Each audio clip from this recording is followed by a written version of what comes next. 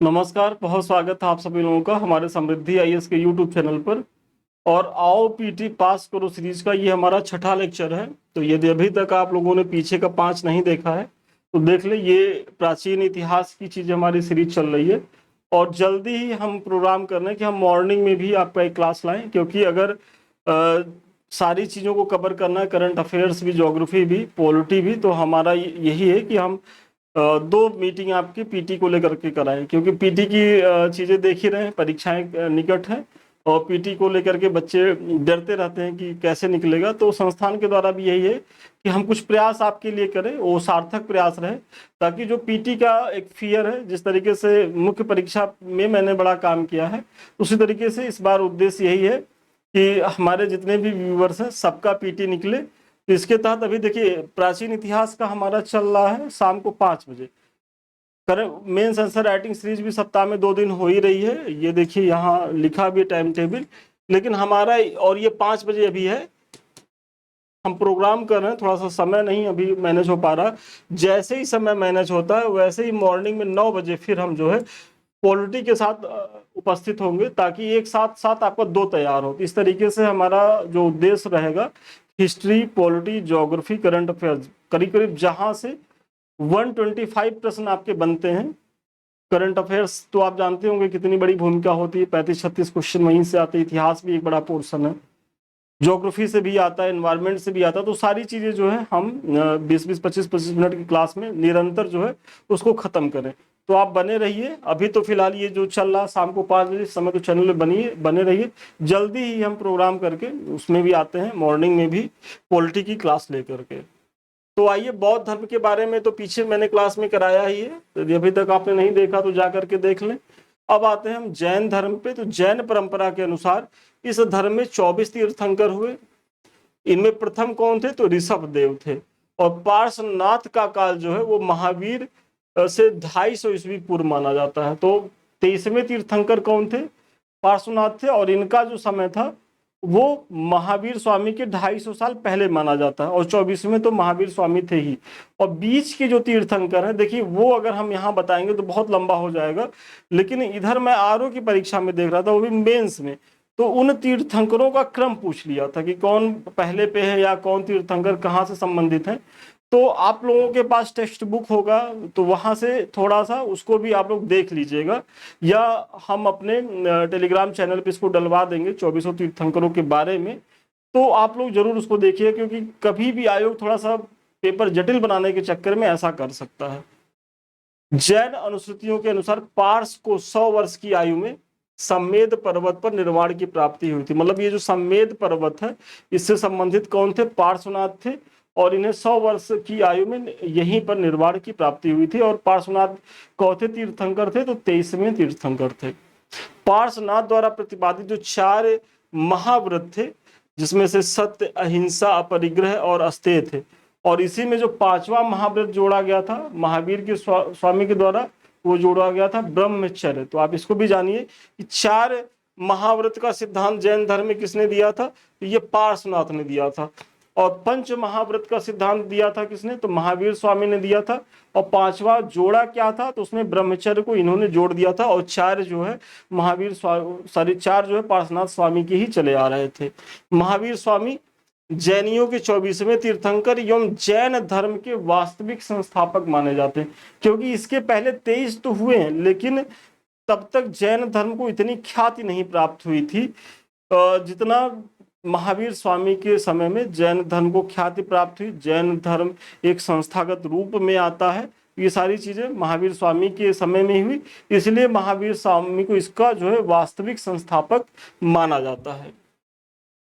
महावीर का जन्म वैशाली के निकट कुंडग्राम के ज्ञात्रिक कुल के प्रधान सिद्धार्थ के यहाँ 599 ईस्वी पूर्व हुआ था। और इनकी माता का नाम क्या था? तो त्रिशला था, जो लिच्छवी राजकुमारी थी। तथा इनकी पत्नी का नाम क्या था? तो यशोदा था। आप लोग जल्दी से बताइए, जो त्रिशला थी वो लिच्छवी राजकुमारी थी, और लिच्छवी किस लिच्छवी शासक की ये बहन थी? जल्दी से आप लोग कमेंट करके बताएं, क्योंकि एक बार वहां से भी प्रश्न पूछा गया है। यशोदा से जन्म लेने वाले महावीर की पुत्री प्रियदर्शना, मतलब जो महावीर स्वामी की जो पत्नी थी वो यशोदा थी। और महावीर स्वामी को यशोदा से उन्हें एक पुत्री की प्राप्ति हुई जिन्हें प्रिय दर्शना या अड़ोजा कहा जाता था। तो प्रिय दर्शना या अड़ोजा का विवाह किसके साथ हुआ? तो जमाली के साथ हुआ था। तो जमाली कौन थे? तो महावीर स्वामी के दामाद थे। और यही जो है जमाली प्रथम शिष्य भी बने थे किसके? महावीर स्वामी के। तो इसका भी आपको ध्यान रखना है। 30 वर्ष की अवस्था में महावीर स्वामी ने गृह त्याग किया था। मतलब 29 वर्ष की अवस्था में भगवान बुद्ध ने जो है घर को त्यागा था, जिसे महाभिनिष्क्रमण कहा जाता है। और 6 वर्ष की कठोर तपस्या के बाद 35 वर्ष की आयु में उन्हें ज्ञान की प्राप्ति हुआ था। इन्होंने 30 वर्ष की अवस्था में, मतलब 1 साल बाद आयु में इन्होंने ज्ञान प्राप्ति के लिए घर का त्याग किया। और 12 वर्षों तक लगातार कठोर तपस्या एवं साधना के बाद 42 वर्ष की अवस्था में महावीर को जृंभिक ग्राम के समीप ऋजुपालिका नदी के किनारे साल वृक्ष के नीचे कैवल्य की प्राप्ति हुई। बहुत महत्वपूर्ण है। सबसे पहले तो 30वें वर्ष इन्होंने गृह त्याग किया था, 12 वर्ष इन्होंने तपस्या करी।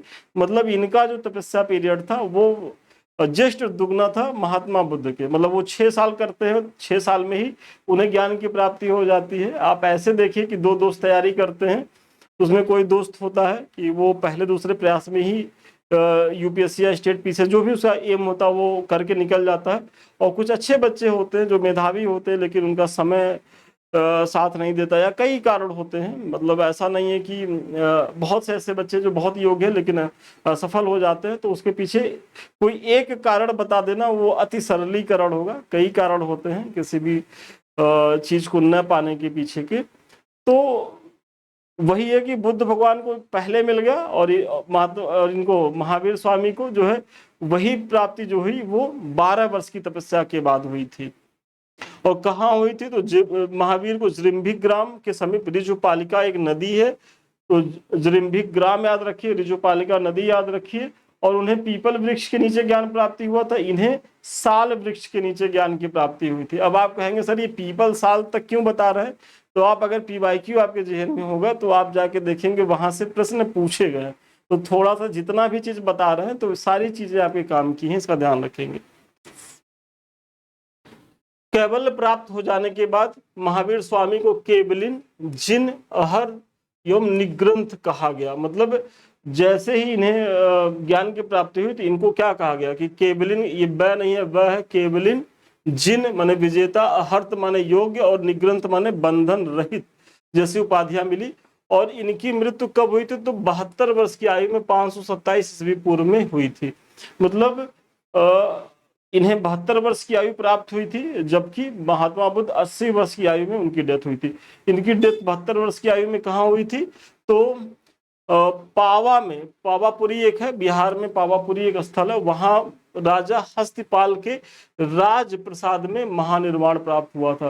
तो ये वेरी इंपॉर्टेंट है कि अभी तक राजा हस्तिपाल के बारे में प्रश्न नहीं पूछा गया है। तो आप जानते रहिए कि राजा हस्तिपाल के राज प्रसाद में इनकी डेथ हुई थी, जो पावापुरी के वर्तमान में राजा थे।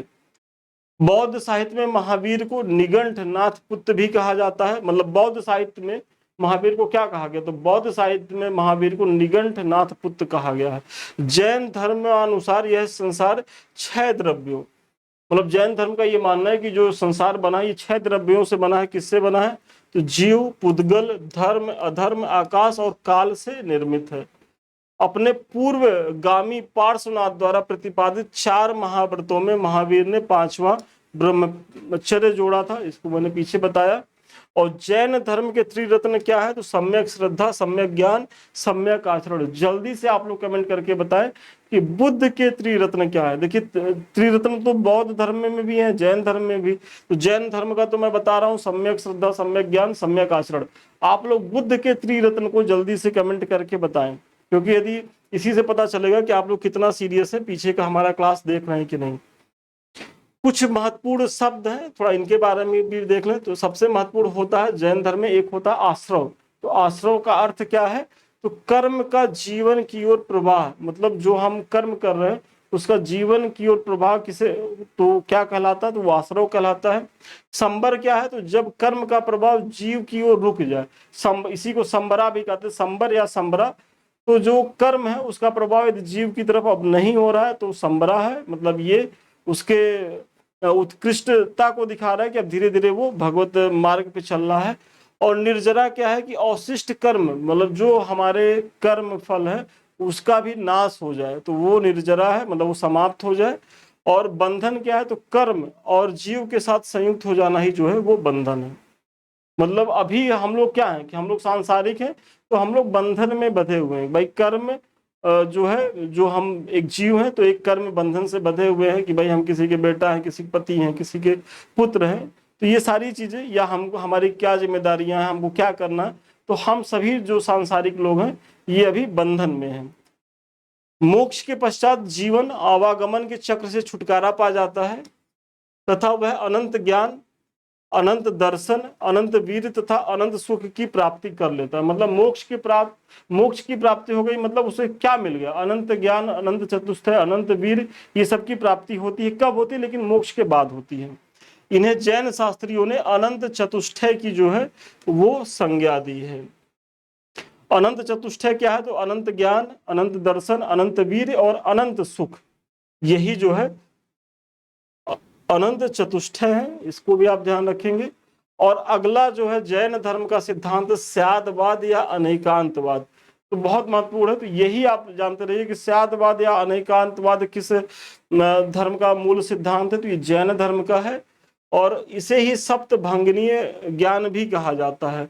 और इसमें वही है कि बुद्ध भगवान का ये कहना है कि भाई कोई भी ज्ञान का बहुत विस्तृत दायरा होता है, तो कोई भी व्यक्ति उसे पूरी तरीके से जान नहीं सकता। तो इसीलिए जब आप किसी चीज को पूरी तरीके से जान नहीं सकते तो आप जो है स्यादवाद, मतलब शायद लगा के बात करिए कि शायद ऐसा है या ऐसा हो सकता है। मतलब आप किसी के लिए कॉन्फिडेंस में आकर करें कि ऐसा ही है, ये आप नहीं कह सकते, क्योंकि ज्ञान जो है वो असीमित है और किसी एक व्यक्ति के बस की बात नहीं है कि पूरी तरीके से ज्ञान प्राप्त कर ले। महावीर ने अपने जीवन काल में ही एक संघ की स्थापना की थी जिसमें 11 प्रमुख अनुयायी सम्मिलित थे जो गणधर कहलाए। वेरी इंपॉर्टेंट है। तो गणधर, पहली बात तो ये जानिए कि जैन धर्म में गणधर कौन थे, तो 11 प्रमुख प्रारंभिक अनुयायी थे। और इसमें संख्या कितनी थी, तो 11 थी, ये भी ध्यान रखिएगा। तो गणधर कौन थे ये बता दिया, और इसकी संख्या कितनी थी, तो ये 11 थी। महावीर के जीवन काल में इंद्रभूत और सुधर्मन को छोड़ करके सभी गणधरों की मृत्यु हो गई थी। क्योंकि जैसे जैसे जैन धर्म का प्रचार प्रसार हुआ तो भाई उसको नियंत्रित करने के लिए हैंड की जरूरत होती है। तो महावीर स्वामी ने गणधरों के माध्यम से इसे नियंत्रित करने का प्रयास किया। और महावीर के जीवन काल में ही देखा जाए तो इंद्रभूत और सुधर्मन 2 ऐसे गणधर थे जो जीवित रह गए, बाकी सभी इनके मृत्यु के पहले ही डेथ कर गए। और इसीलिए जब महावीर स्वामी का डेथ हुआ तो उसके बाद जो जैन धर्म के प्रमुख आचार्य बने वो कौन बने, तो सुधर्मन बने। महावीर के बाद सुधर्मन ही जैन संघ के अध्यक्ष बनते हैं, तो इसका भी ध्यान रखेंगे, वेरी इंपॉर्टेंट है। और जैन धर्म पुनर्जन्म कर्मवाद में विश्वास करता है। तो पुनर्जन्म में तो बौद्ध धर्म भी विश्वास करता है, कर्मवाद, दोनों में समानताएं हैं। उनके अनुसार कर्म फल ही जन्म और मृत्यु का जो है वो कारण होता है, और इसी के नष्ट करने की बात दोनों ही धर्म कहते हैं। भद्रबाहु एवं उनके अनुयायियों को क्या कहा गया, तो दिगंबर कहा गया। ये दक्षिणी जैनी कहलाए। आप तो पता ही होगा कि जो सूखा पड़ा और जो यही रह गए, मगध में रह गए, वो श्वेतांबर कहलाए। जो सूखे के समय में चले गए दक्षिण में, वो दिगंबर कहलाए। तो वही चीजें हो रही है। स्थूल भद्र एवं उनके अनुयायियों को श्वेतांबर कहा गया। श्वेतांबर संप्रदाय के लोगों ने ही सर्वप्रथम महावीर एवं अन्य तीर्थंकरों की पूजा प्रारंभ की थी। वेरी वेरी इंपॉर्टेंट है कि जो महावीर स्वामी या अन्य तीर्थंकरों की जो वर्तमान में आप पूजा देखते होंगे, तमाम जैन मंदिर बने हुए हैं, जैसे दिलवाड़ा का माउंट आबू मंदिर, तो ये प्रथा की शुरुआत कहाँ हुई, तो श्वेतांबरों के द्वारा हुई। और श्वेतांबर के जो प्रमुख थे कौन थे, स्थूल भद्र थे। ये सफेद वस्त्र धारण करते थे, इसीलिए इन्हें श्वेतांबर भी कहा जाता। श्वेतांबर माने श्वेत है अंबर, जिसका मतलब जो श्वेत वस्त्र धारण करते थे। प्रथम जैन सभा 310 ईस्वी पूर्व में पाटलिपुत्र में स्थूल भद्र की अध्यक्षता में हुई थी। इस सभा में जैन धर्म के 12 अंगों का संकलन हुआ। वेरी इंपॉर्टेंट है। तो कहाँ हुई थी? 310 ईस्वी पूर्व पाटलिपुत्र में हुई थी। स्थूलपुत्र इसके अध्यक्ष थे। इसी में जैन धर्म के 12 अंगों का संकलन होता है पहली बार, और इसमें भद्रवायु के अनुयायियों ने भाग नहीं लिया था, क्योंकि जो श्वेतांबर और दिगंबर थे इनमें जो है वो क्लैश हो गया था। क्योंकि जब सूखा की स्थिति समाप्त हुई तो ये फिर अपने मूल आधार आते हैं, तो श्वेतांबरों ने फिर इन्हें, जो दिगंबर थे, उनको एक्सेप्ट नहीं किया, और उसी के बाद जो है 2 डिवीजन हो जाते हैं। इसमें भद्रवायु के अनुयायियों ने भाग नहीं लिया था। और द्वितीय जैन सभा कहाँ हुई थी? तो 6ठी शताब्दी में, मतलब 512 ईस्वी में बल्लभी गुजरात में देवर्धिगढ़ या क्षमा श्रवण की अध्यक्षता में हुई थी। देवर्धिगढ़ या क्षमा श्रवण की अध्यक्षता में संपन्न हुई थी। ये भी आप देखेंगे। द्वितीय जैन सभा के समय ही 12 अंग, 12 उपांग, 10 प्रकीर्ण, 6 छेद सूत्र, 4 मूल सूत्र तथा अनुयोग सूत्र का जो है वो संकलन होता है। इसी तरीके से आप देखेंगे कि कुछ जैन हैं और कुछ प्रमुख रचनाएं हैं, तो आप इसको देखिए। तो भद्रबाहु की रचना क्या है? कल्पसूत्र है, वेरी इंपॉर्टेंट है। इसी तरीके से मल्लसेन है एक रचनाकार, इनकी रचना है स्याद वाद मंजरी। सिद्धसेन दिवाकर का है न्यायावतार है। धर्मभूषण का न्याय दीपिका है। पद्म नंदी का क्या है? तो पंचविश संतिका है, इसकी भी चीजें देखेंगे। हेमचंद का परिशिष्ट पर्वन है। नेमिचंद्र का द्रव्य संग्रह है। उमा स्वामी का तत्वार्थ सूत्र है। विद्यानंद स्वामी का श्लोक वार्तिक है। और कुंद का क्या है? प्रवचन सार है। तो आप ये भी देख लीजिए। और इसमें तो ये जो है और ये यहां से प्रश्न कई बार बने हुए हैं, तो जो आयोग एक बार प्रश्न बना लेता है तो उसकी संभावना थोड़ा कम ही होती है।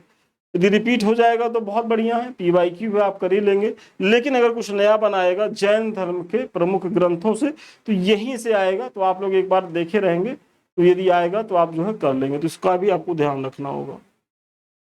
चलिए आगे बढ़ने से पहले, ये हमारे मेंस को लेकर के प्रोग्राम चलाए जा रहे हैं, तो यदि अभी तक आप लोगों ने इसको ज्वाइन नहीं किया है तो सबसे पहले ये हमारे RO का प्रोग्राम है, मेंस टेस्ट सीरीज है, तो आप इससे जुड़िए। यहाँ क्या है कि नियमित आपको स्टडी मटेरियल भी दिया जाएगा संस्थान के द्वारा, आपकी प्रैक्टिस भी कराई जाएगी। और हमारा चूंकि जो विनीत सर चला रहे हैं, तो हमारा उनको एक निर्देश भी है कि सर ज़्यादा से ज़्यादा जो है आप प्रैक्टिस मोड में जाइएगा, क्योंकि पढ़े तो बच्चे रहते ही हैं, बस आप अगर उनको प्रैक्टिस करा देंगे खूब ज़्यादा, ताकि उनको फिर परीक्षा हाल में सोचना ना पड़े और उनके दिमाग में एक फॉर्मेट आ जाए, जैसे पत्र लेखन क्या है, संक्षेपण में क्या है, तो ये सारी चीज़ें यदि वो जानते रहेंगे तो बहुत अच्छी स्थिति में रहेंगे। साथ ही साथ ये जो हमारा प्रोग्राम है, ये मेंस आंसर राइटिंग का पेपर 3 का मेंटरशिप प्रोग्राम है। तो 12 तारीख से ही बैच स्टार्ट है, दोनों बैच। तो अभी बहुत ज़्यादा क्लासेस भी नहीं निकली है। आई थिंक ये वीडियो शायद आज आप 12 तारीख को ही मिलेगा, तो आज ही से स्टार्ट है। तो यदि अभी तक आप लोगों ने ज्वाइन नहीं किया तो दोनों बैच को ज्वाइन करें, बहुत ही फ्रूटफुल है। मेंटरशिप बैच में इसी तरीके से आपको डेली प्रश्न दिए जाते हैं, आप लिख करके दिखाते हैं, प्रॉपर वे में मार्किंग होती है, जो भी कमी रहती है वो बताया जाता है। यदि आपका आधा एक नंबर भी कट रहा है, क्यों कट रहा है और कैसे आप जो है इसको और ज्यादा इंप्रूव कर सकते हैं, पूरी तरीके से कमेंट किया जाता है। और जब आप सभी लोगों की कॉपी का मूल्यांकन हो जाता है तो सेम डे ही जो है आपको इसी तरीके से हम मॉडल आंसर भी देंगे। और इस प्रोग्राम के तहत हमारा ये उद्देश्य है कि हम करीब 750 प्लस प्रश्न जो है आपको कराएं अपने मेंटरशिप प्रोग्राम के तहत, ताकि आप इतना प्रश्न की प्रैक्टिस करके जाइए कि मुख्य परीक्षा में बहुत से प्रश्न तो आपको अपने, बहुत से क्या 75% प्रश्न तो आपको यहीं से मिल जाएंगे, जो आप 750 प्रश्न का PDF करके जाएंगे। और जब आप बहुत ज़्यादा प्रश्नों की प्रैक्टिस किए रहेंगे तो उस ड्यूरेशन में आप बहुत ज़्यादा पढ़ेंगे। भाई आंसर राइटिंग करेंगे तो पढ़ेंगे, तो जब आप बहुत पढ़े रहेंगे तो फिर आपको समस्याएं नहीं होंगी। तो इसीलिए बहुत फ्रूटफुल बैच है, आप इसको ज़रूर ज्वाइन करें यदि आप लोग अपने मेंस को पास करना चाहते हैं। और जब यदि मेंस पास कर लिए तो सफलता जो है फिर आपकी सुनिश्चित है, क्योंकि PT पास करने ला सफलता नहीं है। बहुत लोग बहुत बार PT पास किए लेकिन वो मेंस एक बार भी क्वालिफाई नहीं कर पाए हैं। तो क्यों? क्योंकि वो आंसर राइटिंग में जो है वो चूक जाते हैं। चलिए श्वेतांबर और दिगंबर संप्रदाय में थोड़ा सा अंतर देख लें, क्योंकि यहाँ से प्रश्न कई बार बनते हैं। तो श्वेतांबर में इस संप्रदाय के लोग जो है श्वेत वस्त्र धारण करते थे, पहली बात। दिगंबर में क्या है, इस संप्रदाय के लोग पूर्णतः नग्न रहते थे। तो जैन धर्म में आज भी आप दो आचार देखेंगे, जो लोग वस्त्र धारण करते हैं वो उसको समझ लीजिए कि श्वेतांबर है, और जो एकदम वस्त्र नहीं, अब तो खैर अब एकदम नंगे तो नहीं रह सकते, लेकिन अभी भी कुछ जैन संत रहे हैं कि जो पूरी तरीके से नग्न रहते थे, तो वो जो है वो दिगंबर जैनी हैं। तो इनका आप लोग ध्यान रखेंगे। इस मत के अनुसार स्त्री के लिए मोक्ष प्राप्ति संभव है, मतलब श्वेतांबर क्या मानता है कि स्त्रियां भी मोक्ष की प्राप्ति कर सकती हैं। इस मत के अनुसार स्त्री के लिए मोक्ष संभव नहीं है, मतलब दिगंबर जो है वो मानते हैं स्त्री जो है मोक्ष प्राप्त कर ही नहीं सकती। मतलब थोड़ा सा स्त्रियों को लेकर के दिगंबर में जो है वो रूढ़िवादिता की स्थिति है। इस संप्रदाय के लोग ज्ञान प्राप्ति के बाद भोजन ग्रहण करने में विश्वास करते हैं, और दिगंबर मत के अनुसार आदर्श साधु भोजन नहीं ग्रहण करता। मतलब ये दिगंबरी जो है थोड़ा सा वो बहुत ज्यादा कठोर तपस्या की तरफ जा रहे हैं। और इस मत के अनुसार महावीर स्वामी विवाहित थे, श्वेतांबर मानते हैं। दिगंबर मत के अनुसार महावीर स्वामी अविवाहित है। थोड़ा सा इनका अतिवादी दृष्टि भी दिखता है, क्योंकि ये तो सर्वविदित है कि भाई इनका विवाह हुआ था, इनकी एक पुत्री थी, पुत्री का विवाह जमाली के साथ हुआ था, जिसे अड़ोजा कहा जाता था या दर्शना कहा जाता था, मैंने पीछे बताया ही है। तो ये कैसे हो सकता है, लेकिन ठीक है, मान्यता है, ये मानते हैं। इस मत के अनुसार 19वें तीर्थंकर मल्लिनाथ जो स्त्री थे, मतलब श्वेतांबर ऐसा मानता है। दिगंबर मत अनुसार मल्लिनाथ पुरुष थे, क्योंकि अगर ये अपने जो प्रवर्तक थे भाई 24 प्रवर्तक थे, अगर ये मान लें कि मल्लिनाथ स्त्री थे, तो इनका तो कॉन्सेप्ट ही धराशायी हो जाएगा, क्योंकि ये तो कह रहा है ना कि स्त्रियां जो है वो मोक्ष प्राप्त कर ही नहीं सकती। और इनका ये है कि भाई स्त्रियां मोक्ष प्राप्त करती हैं, क्योंकि हमारे जो 19वें तीर्थंकर थे मल्लिनाथ, वो बेसिकली पुरुष नहीं स्त्री थे। ये सब बेसिक फर्क है, और एकदम इसको देख लीजिएगा, क्योंकि यहाँ से भी प्रश्न पूछे गए हैं। फिर कुछ स्मरणीय तथ्य के बारे में देखते हैं। तो महावीर के दिए मौलिक सिद्धांत 14 प्राचीन ग्रंथों में सम्मिलित हैं। इन ग्रंथों को पूर्व कहते हैं। और जैन धर्म का महत्वपूर्ण ग्रंथ क्या है, तो कल्प सूत्र जो है वो संस्कृत भाषा में लिखा गया है। जैन ने वेद की प्रामाणिकता नहीं मानी है, और इन्होंने वेदवाद का विरोध किया। तो जैन धर्म हो या बौद्ध धर्म, दोनों ही नास्तिक संप्रदाय रहे हैं। मतलब जिनकी वेद में आस्था ना हो, तो ये वेद को तो दोनों नहीं मानते हैं। और जैन दर्शन जो है हिंदू सांख्य दर्शन के काफी निकट है। जो हमारा सांख्य दर्शन है हिंदुओं का, उसी के बहुत ज्यादा समीप कौन सा दर्शन है, जैन दर्शन है। दक्षिण के जैन धर्म को संरक्षण देने वाले राज्य कौन से हैं, तो गंग है, कदम्ब है, चालुक्य है और राष्ट्रकूट है। ये दक्षिण के राज्य थे जिन्होंने जैन धर्म को बहुत ज्यादा संरक्षण दिया था। खारवेल के हाथी गुम्फा या खंडगिरी या उदयगिरी गुफाओं में प्रारंभिक जैन के अवशेष मिलते हैं। इसी तरीके से फलक, कौपीन और चीवर आदि वस्त्रावरण हैं जो जैन धर्म के श्वेतांबर से संबंधित है। तो वस्त्र तो श्वेतांबर से ही संबंधित होगी, क्योंकि वही वस्त्र धारण करते थे। तो थोड़ा सा आप जान जाइए कि जो अगर फलक, कौपीन और चीवर ऐसे पूछ ले कि भाई फलक, कौपीन और चीवर क्या थे, तो ये सब वस्त्र थे। तो वस्त्र के प्रकार थे, आप इसका ध्यान रखेंगे।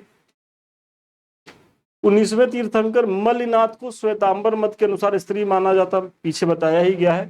यापनीय जैन धर्म का एक संप्रदाय था, वेरी इंपॉर्टेंट है। तो यापनीय बौद्ध धर्म से नहीं, ये जैन धर्म का एक संप्रदाय था। और जैन धर्म के दो तीर्थंकर ऐसे थे, ऋषभदेव और अरिष्टनेमी। तो ऋषभदेव और अरिष्टनेमी का उल्लेख कहाँ हुआ, तो ये ऋग्वेद में हुआ है। और आप लोग जानते होंगे कि जो पहले तीर्थंकर थे ऋषभदेव, तो ये सबसे पहले यही थे। तो इनका जो उल्लेख मिलता है या अरिष्टनेमी का जो उल्लेख मिलता है वो ऋग्वेद में मिलता है। और स्थानकवासी श्वेतांबर जैनों का एक संप्रदाय है, वेरी इंपॉर्टेंट है। तो स्थानकवासी, यापनीय, ये सब जो है वो जैन धर्म से संबंधित है। और स्थानकवासी बेसिकली श्वेतांबर जैनों का है। क्योंकि आयोग थोड़ा सा और डेप्थ में चला जाए तो पूछ ले कि भाई अब तो ये चूंकि पूछा गया है कि स्थानकवासी किस धर्म से है, तो जैन धर्म से हो गया। अब अगला आयोग पूछेगा कि स्थानकवासी दिगंबर से संबंधित है कि श्वेतांबर से, तो आपको कंफ्यूज नहीं होना। जो स्थानकवासी परंपरा जैनियों की रही है वे श्वेतांबर संप्रदाय से संबंधित रहे हैं। 14 पूर्व प्राचीनतम जैन ग्रंथ है, ये भी इंपॉर्टेंट है, एक बार यही प्रश्न पूछा गया था कि सबसे प्राचीनतम जैन ग्रंथ कौन है, तो सबसे प्राचीनतम जो जैन ग्रंथ है वो 14 पूर्व है। फिर अगला आते हैं तो भागवत धर्म पे आते हैं। अब जैन बौद्ध हो गया, तो भागवत धर्म का उद्भव कब हुआ, तो मौर्योत्तर काल में हुआ। ये आप जानिए कि मौर्यों के समय में भागवत धर्म का उदय मौर्योत्तर काल में होता है, भागवत धर्म का उदय। और इस धर्म के विषय में प्रारंभिक जानकारी कहाँ से मिलती है, तो उपनिषदों में मिलती है। इस धर्म के संस्थापक कौन से, तो वासुदेव कृष्ण थे, जो वृषणी वंशीय यादव कुल के नेता थे। तो ये आप जानते रहिए।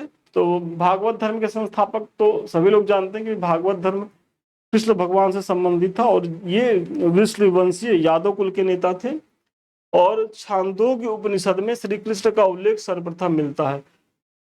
उसमें कृष्ण को देवकी पुत्र व घोर अंगिरस का शिष्य बताया गया, बहुत महत्वपूर्ण है। तो छांदोग्य उपनिषद के बारे में जानिए कि सबसे पहले कृष्ण का उल्लेख वहीं मिला है, और वहां क्या कहा गया है कि कृष्ण जो है वो वासुदेव और देवकी के पुत्र हैं।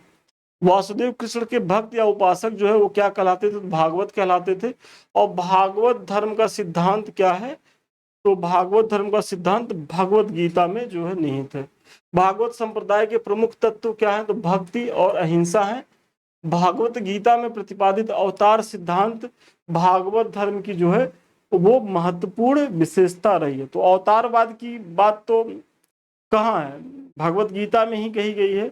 और उसमें कृष्ण भगवान तो ये कहते हैं ना कि जैसे जब जब पृथ्वी पर अधर्म बढ़ेगा तब तक उसे रोकने के लिए या उसका विनाश करने के लिए मैं जो है वो जन्म लेता रहूंगा, मतलब अवतार लेता रहूंगा। इतरे ब्राह्मण में विष्णु का उल्लेख सर्वोच्च देवता के रूप में हुआ है, ये भी महत्वपूर्ण है कि किस ब्राह्मण में जो है वो विष्णु को सर्वोच्च देवता माना गया, तो ऐतरेय ब्राह्मण में माना गया है। और विष्णु के अधिकतम अवतारों की संख्या कितनी बताई गई है, तो 24 बताई गई है। परंतु मत्स्य पुराण में 10 अवतारों का उल्लेख मिलता है, ये इंपॉर्टेंट है। और इन अवतारों में कृष्ण का नाम नहीं है, मतलब मत्स्य पुराण में जो 10 अवतारों का जो वर्णन मिलता है उसमें कृष्ण का नाम नहीं है, क्योंकि कृष्ण स्वयं भगवान के साक्षात स्वरूप है। प्रमुख 10 अवतार कौन से हैं, तो मत्स्य है, कूर्म है, बारह है, नृसिंह है, वामन है, परशुराम है, राम है, बलिराम है, बुद्ध है, और कल की, जो कल की जिसको अभी होना है, मतलब अभी कल की अवतार भगवान का नहीं हुआ है और ये कलयुग में होगा। तो ऐसा जो है वो धर्म ग्रंथों में लिखा गया है। विष्णु के अवतारों में 12 जो वराह अवतार है वो सर्वाधिक लोकप्रिय था। और वराह का प्रथम उल्लेख कहाँ मिलता है, तो ऋग्वेद में मिलता है। मतलब जो वराह अवतार चूंकि विष्णु भगवान के जो अवतार है उसमें सबसे महत्वपूर्ण माना जाता है, और इसका प्रथम उल्लेख कहाँ मिलता है, तो ऋग्वेद में मिलता है। नारायण, नरसिंह और वामन, देखिए नारायण, नरसिंह और वामन दैवीय अवतार माने जाते हैं, और शेष जो है 7 मानवीय अवतार माने जाते हैं। मतलब जो 10 अवतार प्रमुख हैं इनमें नारायण, वामन और नरसिंह इन्हें दैवीय अवतार माना जाता है, और शेष जो 7 है वो मानव अवतार माने जाते हैं।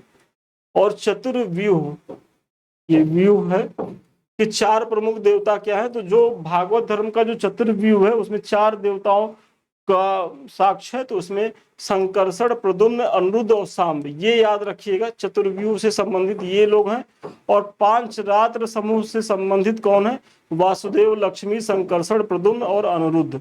तो 5 रात्र और चतुर्व्यूह ये वैष्णव धर्म से संबंधित है, मतलब भागवत धर्म से संबंधित है। और इनमें वासुदेव, लक्ष्मी, संकर्षण, प्रद्युम्न और अनिरुद्ध जो है वो 5 रात्र व्यूह के प्रमुख देवता हैं। सांब जो है वो सूर्य पूजा से संबंधित है, और ये 5 रात्र में नहीं आते। आप यहाँ देखिए जो ये सांब है, और सांब जो है बेसिकली कृष्ण भगवान के पुत्र हैं, और कृष्ण भगवान की एक पत्नी रही है जामवंती, तो उन्हीं के ये बेटे हैं सांब। और इनका जो है वर्णन 5 रात्र में नहीं मिलता, बल्कि ये चतुर्व्यूह में है। ये बेसिकली यूपीएससी में पूछा जा सकता है, क्योंकि यूपीएससी इतना डेप्थ में जाके पूछती है। हालांकि स्टेट पीसीएस भी पीछे नहीं है, तो थोड़ा सा आप जान लीजिए। दक्षिण भारत में भागवत धर्म के उपासक क्या कहलाते थे, तो अलवार कहलाते थे। आप लोग अलवार और नैनार के बारे में तो जानते ही होंगे। तो जल्दी से बताइए कितने अलवार संत थे और कितने नयनार संत थे, इसी पे एक बार प्रश्न पूछा गया है, तो जल्दी से आप बताइए।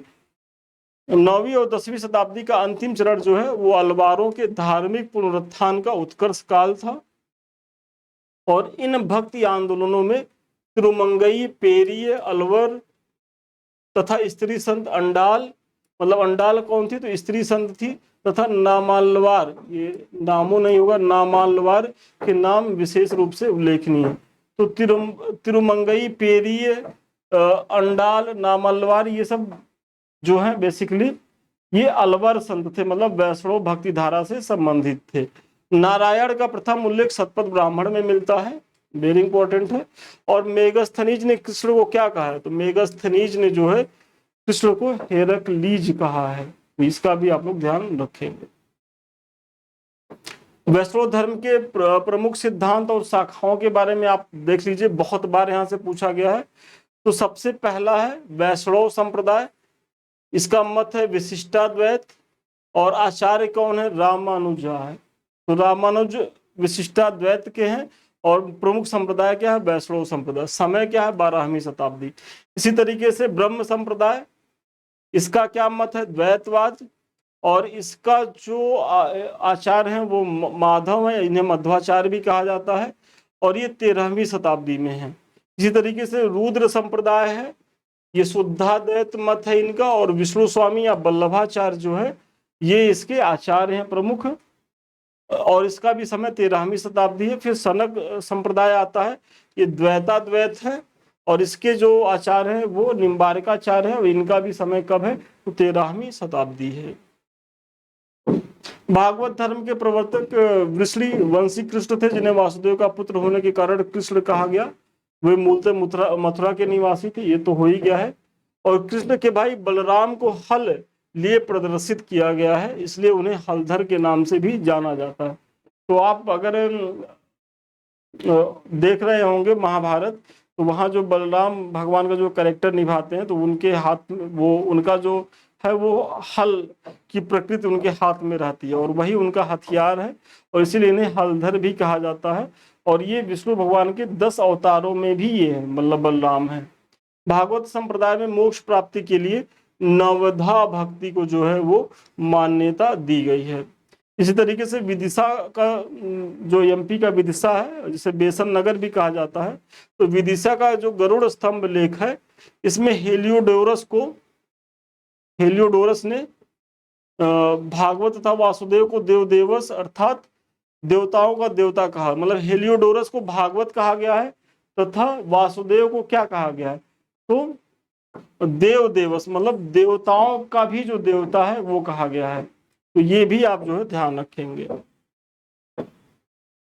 उपनिषद, ब्रह्मसूत्र और भगवत गीता को वेदांत का प्रस्थान त्रयी कहा जाता है, वेरी इंपॉर्टेंट है। उपनिषद, ब्रह्मसूत्र और भगवत गीता क्या है, तो वेदांत का प्रस्थान त्रयी है ये।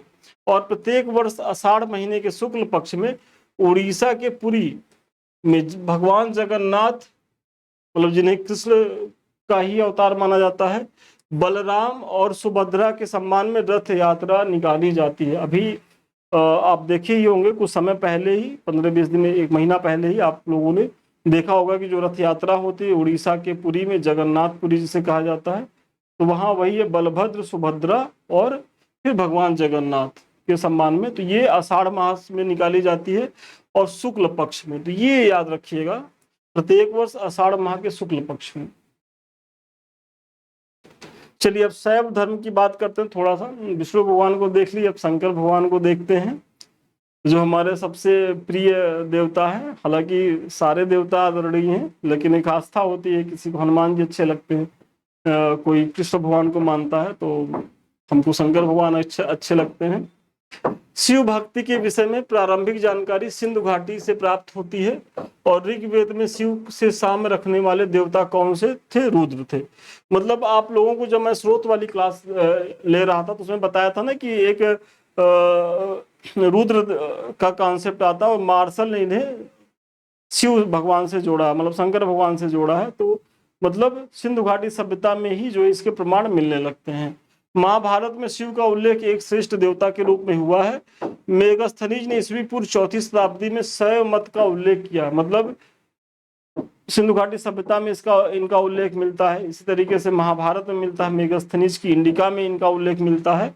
और अर्धनारीश्वर तथा त्रिमूर्ति, मतलब त्रिमूर्ति में कौन है, ब्रह्मा है, विष्णु है और महेश है, की पूजा गुप्त काल में आरंभ हुई। समन्वय की यह उदार भावना गुप्त काल की विशेषता थी। मतलब भाई एक समय था कि तीनों देवता थे और तीनों लोगों में मतलब जो अनुयायी थे तो उनको लगता था कि हमारे देवता महत्वपूर्ण है। जैसे मैं शैव धर्म से हूँ तो मुझे लगता है कि शंकर भगवान ही सबसे ज्यादा पावरफुल हैं, उनकी ही कृपा रहेगी तो सब अच्छा होगा। ऐसे जो जो वैष्णव होंगे वो विष्णु जी को मानते होंगे, ब्रह्मा जी को मानने वाले भी लोग हैं। तो ऐसे में भक्तों में ये हुआ, तो इसीलिए त्रिमूर्ति का जो कॉन्सेप्ट आया, शैव वैष्णव मतलब सारी शंकर भगवान, विष्णु भगवान, ब्रह्मा, ये तीनों लोग बराबर हैं, पैरेलल हैं और तीनों देवता। इसलिए जब भी आप सीरियल देखेंगे तो तीनों एक दूसरे का सम्मान करते हुए देखेंगे, ताकि जो भक्तों में मतलब ये ना जाए कि हमारे ही देवता सर्वोपरि हैं, बाकी और सब गॉड है, ऐसा नहीं है। और वाकई में सबका अपना अपना महत्व है। तो ये जो त्रिमूर्ति का कॉन्सेप्ट आया था, ये बेसिकली गुप्त काल में आया था। और यहाँ वही है कि समाज में एक समन्वय स्थापित करने का प्रयास किया गया था। नहीं तो हिंदू धर्म में ये लोग आपस में ही लड़ जाते कि भाई अपने अपने देवता को लेकर के, क्योंकि धर्म के नाम पर तो विश्व इतिहास उठा के देख लीजिए, बहुतेरे युद्ध हुए हैं। तो यहाँ भी धर्म युद्ध ना हो जाए, तो ऐसा प्रयास जो है गुप्त काल में किया गया, एक समन्वय स्थापित करने का प्रयास किया गया कि सभी के देवता पैरेलल हैं और सभी देवता एक दूसरे का सम्मान करते हैं। मतलब भगवान राम क्या कहते हैं कि भाई अगर कोई शंकर भगवान की मतलब अवहेलना करता है, उनका निरादर करता है, तो मेरी भक्ति कभी पा ही नहीं सकता। इस तरीके से ब्रह्मा भगवान अन्य देवताओं के लिए कहते हैं। तो ये जो विश्वास है ये कहाँ आया है, तो सबसे पहले, और एक अर्धनारीश्वर है। तो अर्धनारीश्वर के बारे में भी आप जानिए कि अर्धनारीश्वर मतलब शिव भगवान का एक ऐसा आप रूप देखेंगे, वहां माता पार्वती और शंकर भगवान, तो आधा मेल आधा फीमेल वाली जो पिक्चर आप देखते होंगे वही अर्धनारीश्वर है। और बेसिकली अर्धनारीश्वर के द्वारा शाक्त धर्म, जो शाक्त मतलब जो एक तरीके से शक्ति की जो उपासना की जाती थी, जो उपासक थे, उनको समाहित करने का प्रयास किया गया अर्धनारीश्वर के कॉन्सेप्ट से। और थोड़ा सा जो महिलाओं को एक महत्व देने का प्रयास हुआ था, तो ये भी गुप्त काल में हुआ था। तो अर्धनारीश्वर और त्रिमूर्ति का जो विचार है वो गुप्त काल में ही आया था। लिंग पूजा का प्रथम स्पष्ट उल्लेख मत्स्य पुराण में मिलता है, वेरी इंपॉर्टेंट है। और महाभारत के अनुशासन पर्व में ही लिंगोपासना का उल्लेख मिलता है। हरिहर के रूप में शिव की विष्णु के साथ सर्वप्रथम मूर्तियां गुप्त काल में बनाई गई, तो वही है, पीछे मैंने बताया है डिटेल से। और कौशितकी एवं शतपथ ब्राह्मण में शिव के 8 रूपों का उल्लेख है, जिसमें 4 संहारक हैं तो 4 सौम्य रूप है। तो वेरी इंपॉर्टेंट है, कौशितकी एवं शतपथ ब्राह्मण में शिव के 8 रूपों का उल्लेख किया गया, तो ये जानिए। और इन 8 में 4 साम्य है तो 4 रौद्र रूप हैं। वामन पुराण में शैव संप्रदाय की संख्या 4 बताई गई है, ये 4 होगा, बताई गई है, शैव, पाशुपत, कापालिक और कालामुख। तो ये जो शैव, पाशुपत, कापालिक और कालामुख का उल्लेख है ये वामन पुराण में है। और शैव इस संप्रदाय के अनुसार कर्ता शिव है। मतलब ये जो शैव संप्रदाय है इसके ये क्या मानता है कि इसमें कर्ता शिव को मानता है, कारण शक्ति है, और उपादान क्या है, तो उपादान बिंदु है। तो ये महत्वपूर्ण है इसका सिद्धांत। फिर इसी तरीके से पाशुपत यदि आप देखेंगे तो यह शैव मत का सबसे पुराना संप्रदाय है। तो अगर सब पूछा जाए कि सबसे पुराना संप्रदाय शैव मत का कौन सा है, तो वो पाशुपत संप्रदाय है। इस संप्रदाय के संस्थापक कौन थे, तो लकुलिश या नकुलिश थे, जिन्हें भगवान शिव के 18 अवतारों में से एक माना जाता है।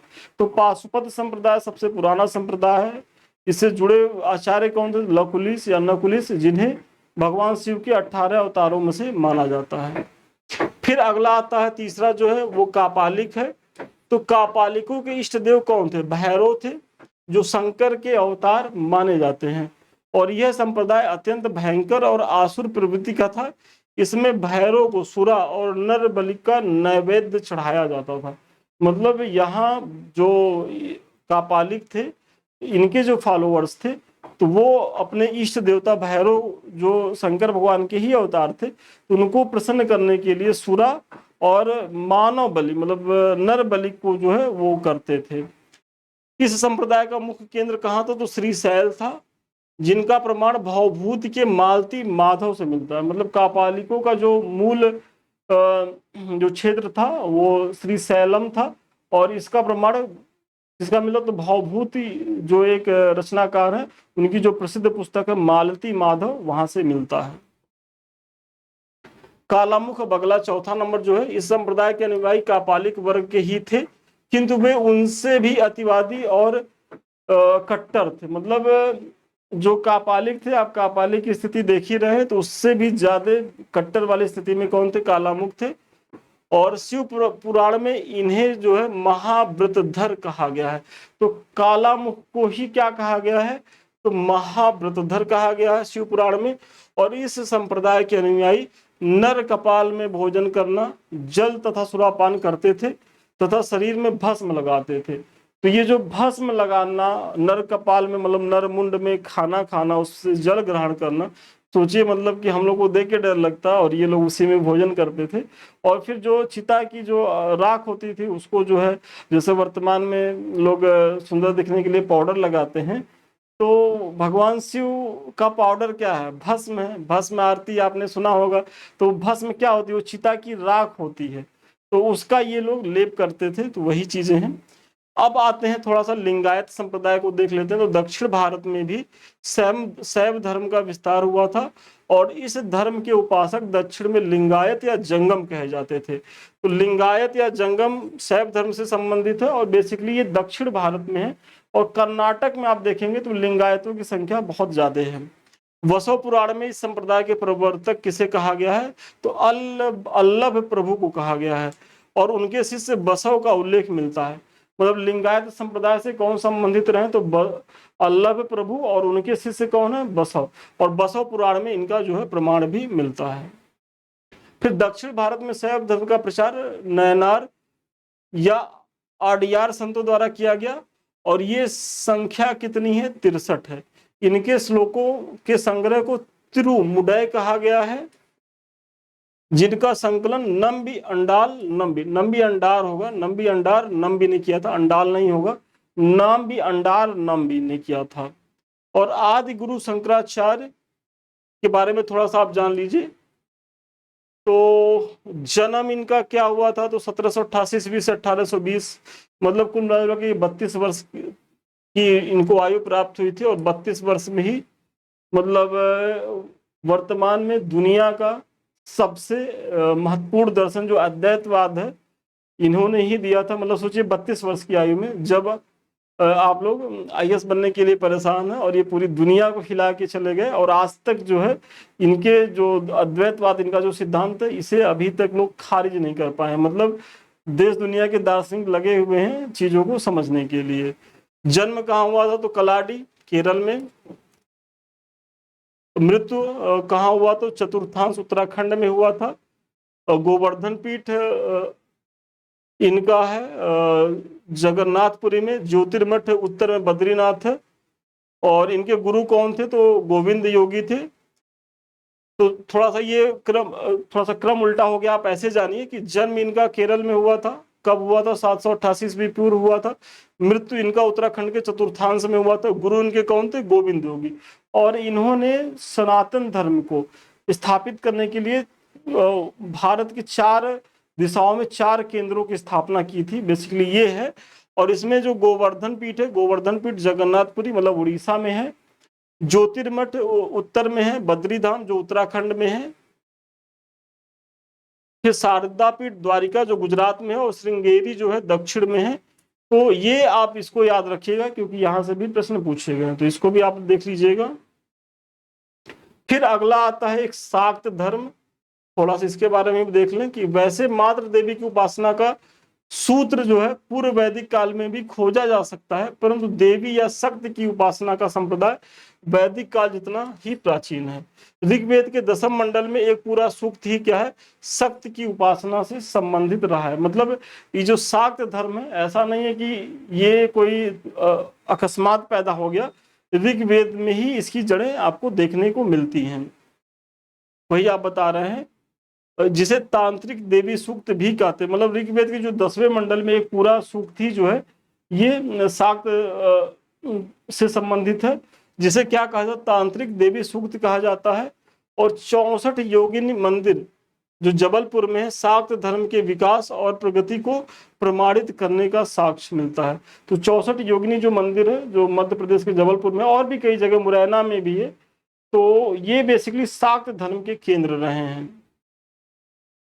तो चलिए आज के लिए इतना ही। इसमें जो है हमने जैन, बौद्ध, शैव, वैष्णव, शाक्त जो महत्वपूर्ण प्राचीन इतिहास के जो धर्म थे उनके बारे में चर्चा करी है। अब हम आएंगे फिर अपने मगध साम्राज्य पे। तो अभी तक इसके बारे में तो मैंने बताया है, अभी तक आप लोगों ने ज्वाइन नहीं किया तो इसे ज्वाइन करें। और लास्ट में ये हमारे कुछ लिंक्स हैं, तो इसको तो जरूर जुड़ें, क्योंकि यहाँ क्या है कि भाई यूट्यूब पे आप देख ही रहे होंगे कि संस्थान के द्वारा नियमित जो है वो यूट्यूब पे प्रोग्राम चलाए जा रहे हैं।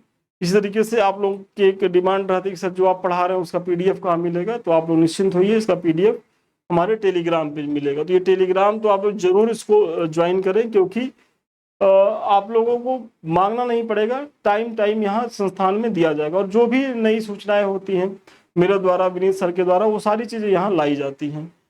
ये दो चैनल है, एक तो समृद्धि आईएएस का जिससे अभी हम आप रूबरू हो रहे हैं, दूसरा संदीप मिश्रा ऑफिशियल। तो ये दोनों आप ही के चैनल है, इन्हें आप ही के सहयोग से आगे बढ़ना है।